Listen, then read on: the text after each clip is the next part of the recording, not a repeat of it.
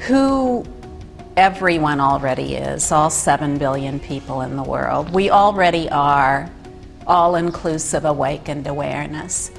And that awakened awareness is like the vast expanse of infinite space. It's never been restricted or interrupted by anything. Its nature is pure, total purity. And everything that occurs within that space of all awakened awareness is also originally pure. Just as on an island of gold there would be nothing but gold, so also with an all-inclusive awakened awareness, everything that occurs, all thoughts, feelings, sensations, actions, circumstances, people, places, and things are pure. And no one can make us realize that. All anyone can do, the guru, the teacher, or as I like to call it, the ultimate friend, all the ultimate friend can do is introduce us to that reality. They show us through the evidence in them that they are living that reality, and then in a simple human way we know it's possible for us. So it's no big deal. This is a simple human matter. We then see it's possible for us. We see another human being, we hear their story about how all their thoughts, feelings, and sensations came to peace, and we see the evidence of that in their lives. In other words, the way they actually live their lives is evidence of that. And then we know it's possible for us too. So this is a very simple human proposition. In the same way that we learn anything else in life, how to be a teacher or a good student or a plumber or a bread baker or a homemaker or a parent or whatever it is, we learn that from other human beings. And so when it comes to the matter of our total and ultimate freedom, that too we learn from another human being. It's very simple. It's very straightforward, and it isn't any more complicated than that. Now, what that means is that when I say that all our thoughts, feelings, sensations, actions, circumstances, people, places, things, memories, whatever we might call them, I just sum them all up by calling them points of view. All those things I just mentioned, we'll put one label on all of them, points of view, and that's how I'll refer to them from now on. When all these points of view arise in already awakened awareness, they are all already timelessly free, naturally free. There is not a single one that has not ever been free. And all of them, no matter what they are, no matter what their dictionary label is, all of them are originally pure from the beginningless beginning. They've never been anything other than pure. If we take them to be only their dictionary definition, then we'll spend our whole life just with our awareness involved in dictionary definitions and taking them all to be real. But if we realize that the essence of each one of these points of view is awakened awareness, already timelessly free, then we have the whole package. Then our vantage is correct. Our vantage is accurate. Our vantage is no longer erroneous. And this is not a destination or state. Enlightenment, self-realization, true self-realization or enlightenment is not a destination or state. It's timeless freedom as each perception. Timeless freedom as each perception. We're not trying to erase all perceptions from the blackboard of awareness. We're not trying to hit the delete key and make everything vanish from the monitor of awareness.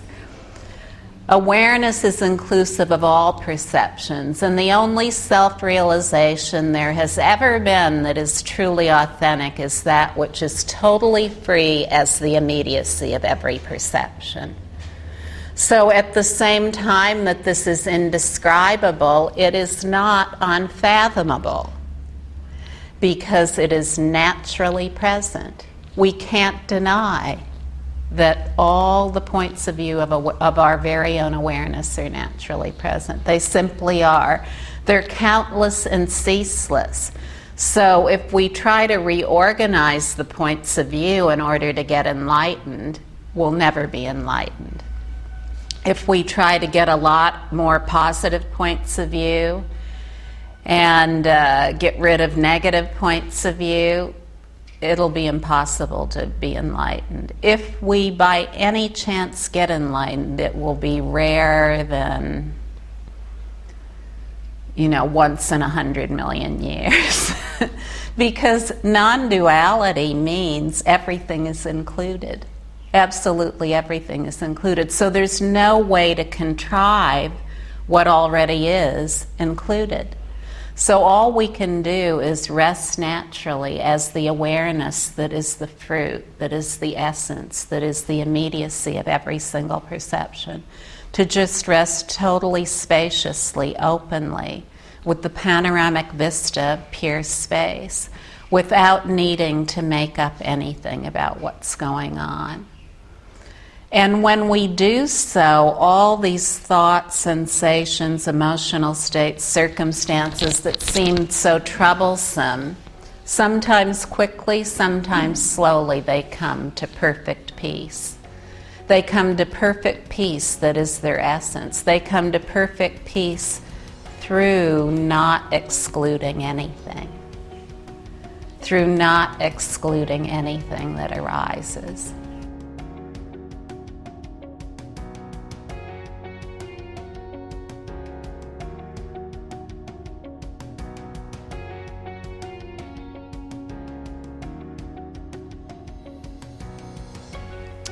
So you see, this sounds great, doesn't it?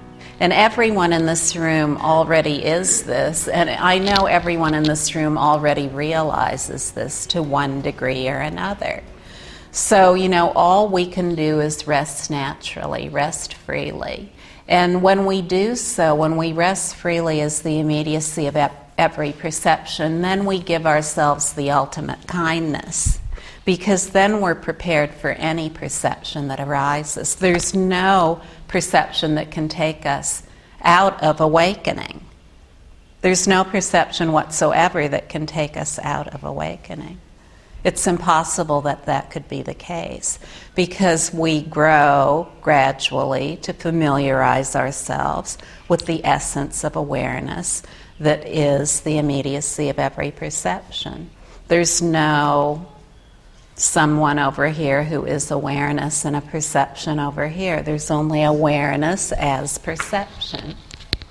All points of view, no matter what they are simply the dynamic energy of awareness. So self-realization is the unity of this awareness with its dynamic energy. It's dynamic energy that has been taken to be something else. That's all. It's really simple. And this can only come about through freedom and immediacy of perception. When we rest naturally without seeking anything, we find that there is an uncontained warmth that arises. We can actually feel this in our body. An uncontained warmth that arises, that is the warmth of bliss, love, and compassion, and wisdom. And this is our natural state. And all we have to do is rest to realize this warmth. All we need to do is rest. And as we grow to know ourselves as we really are, sometimes quickly, sometimes slowly, we prepare ourselves for the ultimate point of view we'll all have to face, the epitome of point of view every human being faces, death. So you see, when we familiarize ourselves so thoroughly with our true nature, with the essence of awareness as each perception, when it comes to death, we're ready. We're ready. We can just let go in evenness. let go, and the supreme equalness as awareness. So you see, this is very, very practical. Now, another great practical benefit of living as awareness is that when we take the points of view to be real, then it's like living in a valley and just being able to see what's right around us. But when we rest as awareness, we rise to the summit. And then from that vantage, we can see everything. We can see everything. So what that means in a practical way is that we develop the balanced view that is already inherent in us, because we are all knowing and we can see everything within awakened awareness just as it is. We have a balanced view of what's going on. We have transcended extremes. All of our expressions are love, with no one excluded. And this balanced view has no contempt in it. It has no contempt. A balanced view sees everything. It can instantaneously investigate and make sense of everything, because that is inherent in it. So, at no time in human history have we ever needed a balanced view more than we need it now. Humankind needs this balanced view in order to survive. In order to save ourselves, we need this balanced view. If we continue to operate within the extremes of cause and effect, causality, we'll continue to see this deterioration that all of us are so palpably aware of today. It's just so obvious, to each of us, that there is this mounting tension among humankind. So, we must, first of all, make ourselves a peace zone. Each one of our perceptions, no matter what it is a peace zone. It's a peace zone. But if we make it into something, then it's a war zone. So rest is best, to just rest, to allow each perception to be as it is.